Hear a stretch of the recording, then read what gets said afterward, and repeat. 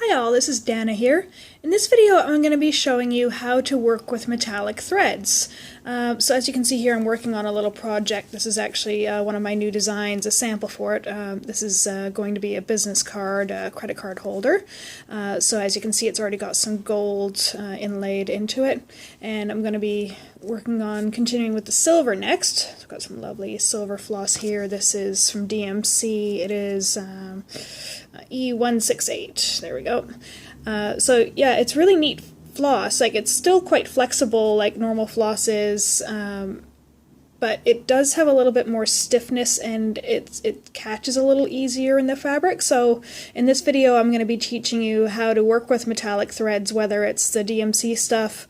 There's stuff called blending filament. I think it's from Krennic, in which case you usually would sort of mix that with another strand of normal floss to kind of just give a bit of a metallic highlight to certain areas, or you can overstitch with that stuff as well. So yeah, in this video I'm going to be showing you how to work with it so you don't go crazy, because it can be a little trickier to work with. So as you can see, I've got a pre-cut strand here already. So when I measure my floss, quite often I'll do the loop method to start, and I've got a video for that. I'll put the link to that in the video description. But when I usually do that is I'll double the length that I would normally use, just because you are going to be folding it in half to stitch with it, because you're just using one strand at a time instead of two single strands. But in this case, with the metallic thread, what you're going to be wanting to do is actually reduce the length that you would normally use in half. So normally when I'm working for a single strand, I would normally take from the tips of my fingers and I would measure it down to the base of my elbow, and that's the length that I would be comfortable using. And obviously if I'm doubling the strand to use the loop method, I would double that, so 2 times that length. In this case, for the metallic thread, this is literally the length from my fingertips to my elbow just once, because even though this will be doubled in half, because it is trickier to work with, you do want to use shorter strands than you normally would, just because, yeah, you don't want to go crazy. It does knot easier, it tangles easier, things like that. So what I'm going to show you first is how to pull the strands out. Normally you can just, you can see how it's already kind of separating a little bit here. You can see how the edges are already starting to, so I'm just going to focus this a little bit. You can see how the edges are starting to fray just a little bit. You can see some of them are starting to untwist a little bit, so that's why it's a little trickier to work with. So normally when you're separating out your floss, you would just grab one of the strands and just pull gently, and you would just sort of remove it. But as you can see here, it's starting to bunch up a little bit, so you just have to be really, really careful. I'm sorry if this keeps going in and out of focus. The camera lens can't quite figure out where it's supposed to be focusing. So I'm just going to pull this out really, really gently. You don't want any of the floss to actually get kinked up, because then it makes a little area where it can get snagged against your fabric and it will catch easier. So sorry, I'm just pulling this out really carefully. So there we go. So you can see there's no bends or loops in that remaining part. And then we have our thread here. So you can see this end is not, sorry, it's a little bit hard to see with this one. The end's not too bad. It depends sort of how long you've left your floss lying around and stuff too, and how often you're using it. But you can see this one already, just from pulling it out, it's starting to fray a little bit. So that's why this floss, I've learned it's best to do a few different things you would do when stitching with the metallic floss than you do with your normal floss. So what I'm going to do is I'm going to thread my needle. So normally I would, for using the loop method, I'm just going to double this in half. So I'd match my ends up carefully, make sure you're not bending this floss too much, and then I would thread this directly through the needle of my eye like that. But in this case, I'm actually going to be threading the needle this way, so it's actually going to be in the middle of the floss. So if your ends are already starting to fray, you can use a little needle threader like this. This is a nice little sort of antique-y looking one. I've got my little chatelaine here. I've hung a bunch of it's a seam ripper and needle holder and all that kind of stuff, hung it off of there. Just gotta make a little loop on the back of this so I can hang it off my chatelaine as well.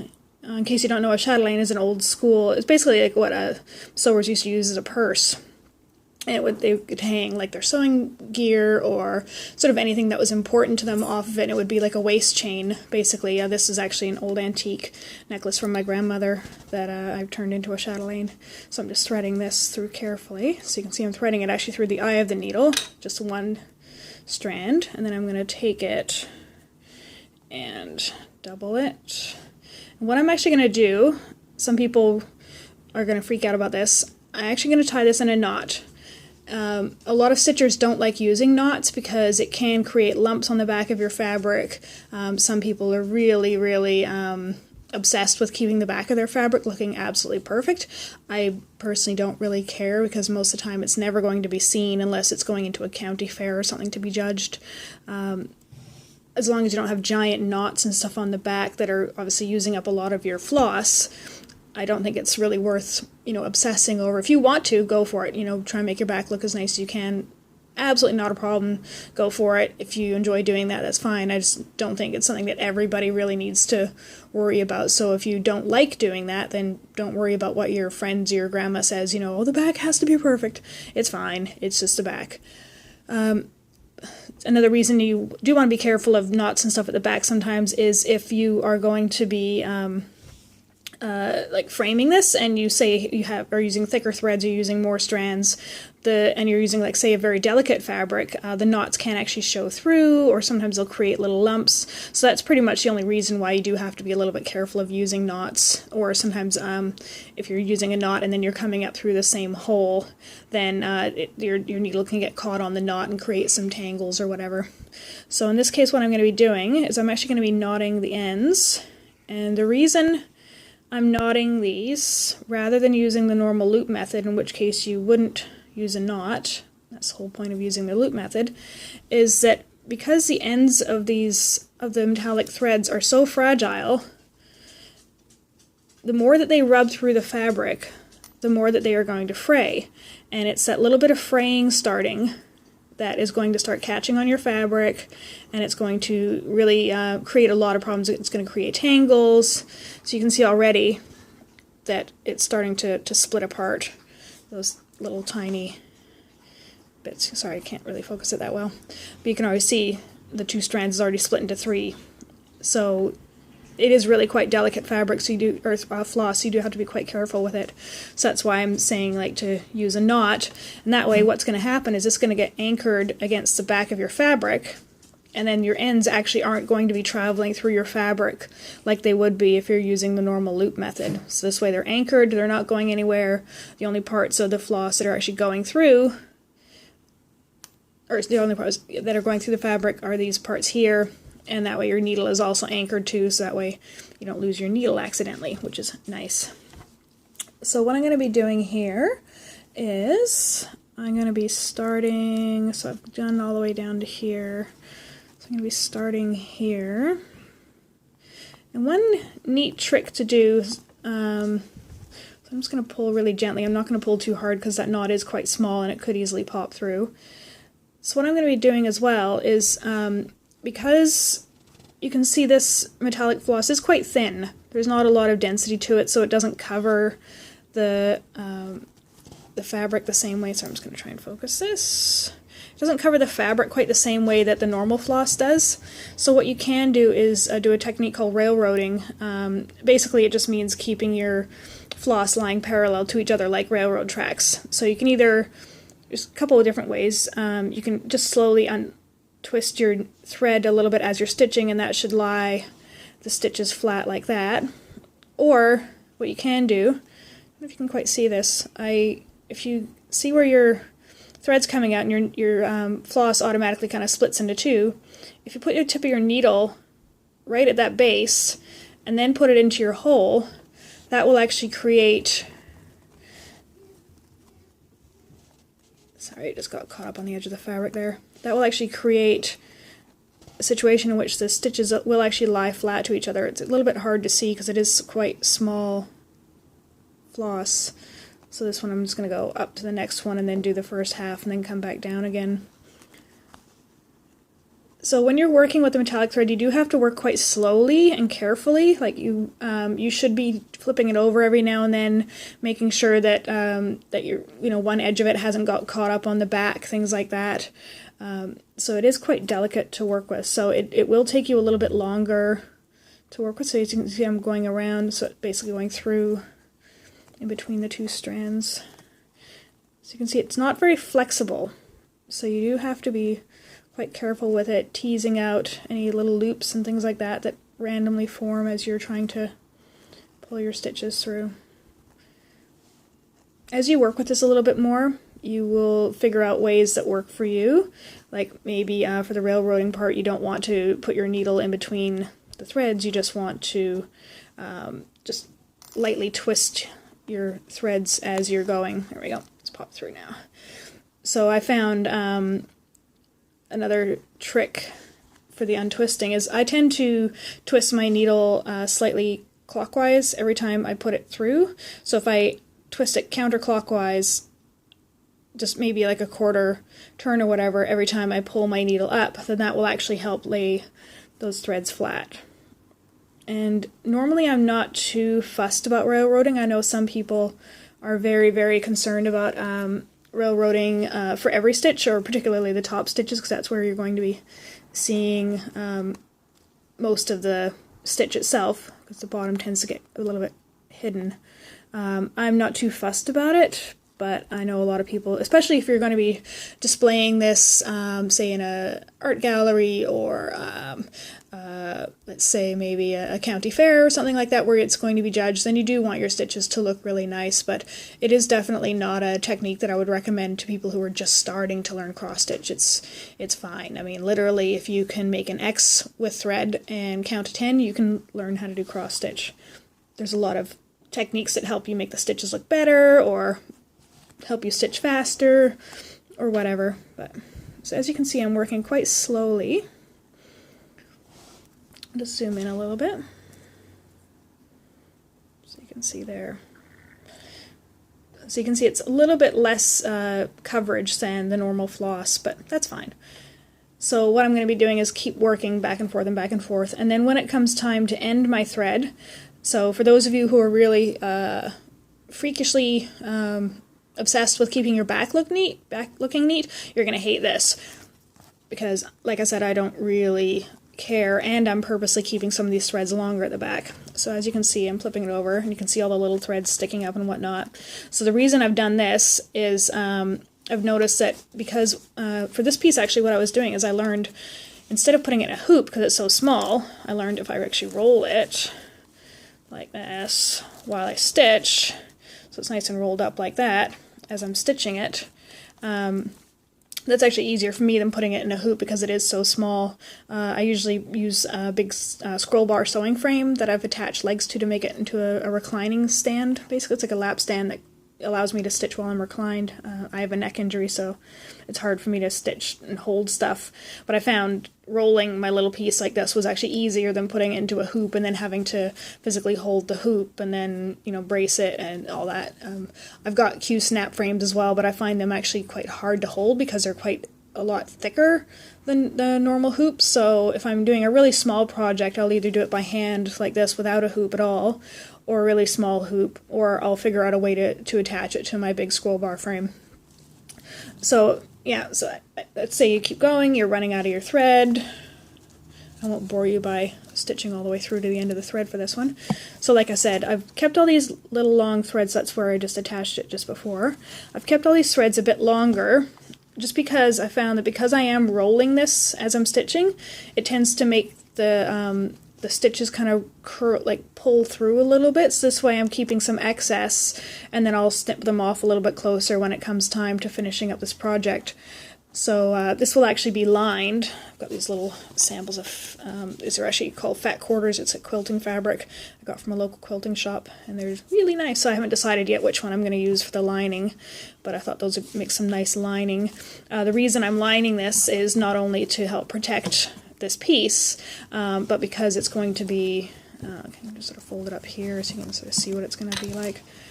like that. It'll be like that. Obviously these ends will be stitched in, and then business cards and credit cards can go in here, and then it's going to be folded and have a little button and a little loop type thing.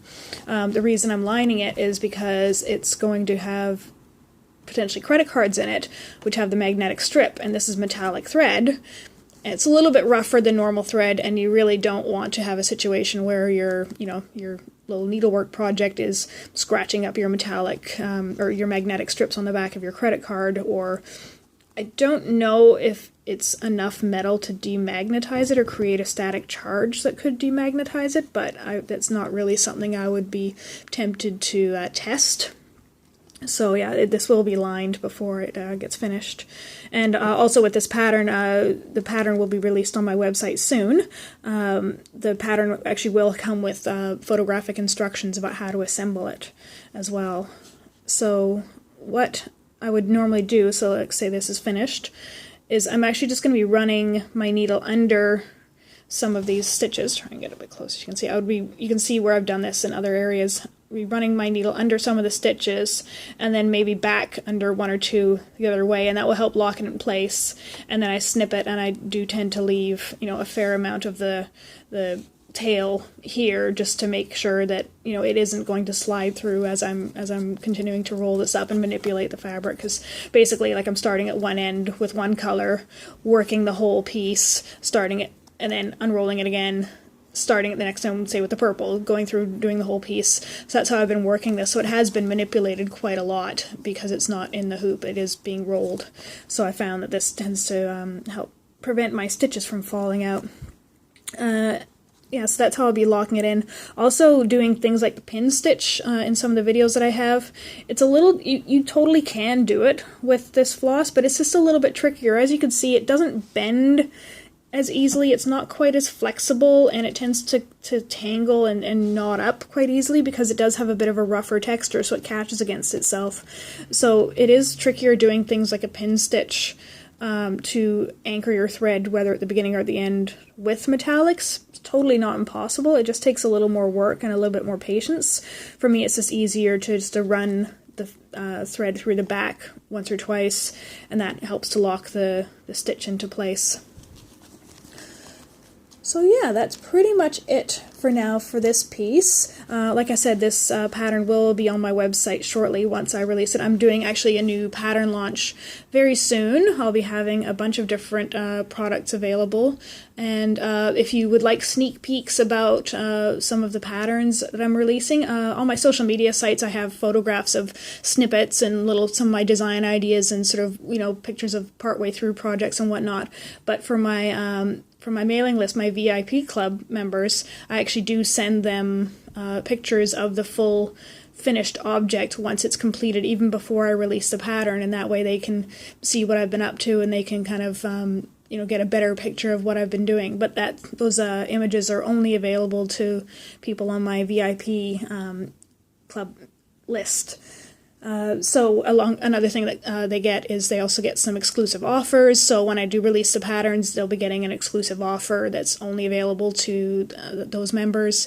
And also they get a 15% off discount code, so you can use that either for your first purchase or save it for later for another time. So if you would like to join the VIP club and get some of those benefits, then I've got the link below, and also I'll be putting that into the video description.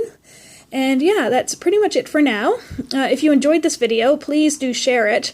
I'm really into helping other people get creative and learn how hobbies can really help them, whether it's for reducing stress or just maintaining some balance in your life. It's really quite amazing what hobbies such as cross-stitch can really do for people's mental health, their physical health. It helps them learn how to problem solve. It helps them boost their creativity, which goes into other areas of their life. Like, it sounds, kind of ridiculous almost in saying, a hobby can change somebody's life, but it really can. Like, for me, it's been hugely transformational after getting injured. It's something that I can actually do, and now I'm, doing designing and stuff, so it's been, huge for me, and I know of so many other people who have gotten such huge benefits that they never anticipated out of doing something just as simple as literally making an X with thread and following a pattern. So it is quite amazing. If you did get something out of this video, or you have friends who you think might be wanting to start a hobby or might be interested in cross stitch, then please do share the videos and talk to them about how much cross stitch has helped you in your life, whether it's just for relaxation or whether it's something more. So you can share the video and you can leave comments if you like. If you have any questions, please feel free to leave comments. And that's it for now, and I'll talk to you later. Bye for now.